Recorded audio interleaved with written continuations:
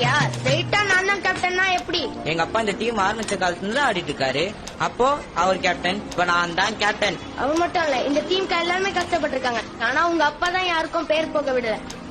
டீமுக்கு bat ball வாங்க collect பண்ண காசை ஏன் ஆட்டைய போட்டேன்னு கேட்ட ராமச்சந்திரன் வெளியே அனுப்பிட்டாரு. அவா வாத்தியார் மக மக்கள் சரியா போச்சு. ஒத்துக்க மாட்டேன், நான் தான் டீமோடைய கேப்டன். அடம் பிடிக்காத, இங்க பாரு உன்னோட அனுபவசாலி தோற.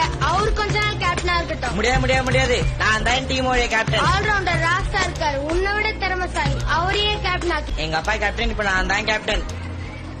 தகுதியே இல்லாம அப்பா தேவனால மட்டும் கேப்டனான ஒரு அறவேக்காடு கதர் நமக்கு இனிமேலும் கேப்டனா வேணுமா? திமுகவினரின் வாரிசு அரசியலை மாணவர்கள் சிலர் நடித்து காட்டி பங்கம் செய்துள்ளனர்.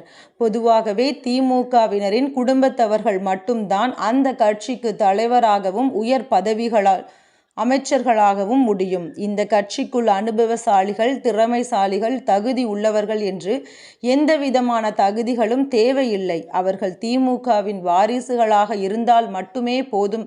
அந்த வகையில்தான் உதயநிதி ஸ்டாலினுக்கே அமைச்சர் பதவி வழங்கப்பட்டது என்பது எதிர்க்கட்சிகள் முதல் பலரின் ஆதங்கமாக இருந்து வருகிறது. மேலும் இது குறித்து பல மீம்ஸுகளும் ட்ரோல்களும் இன்றளவும் பகிரப்பட்டு வருகிறது.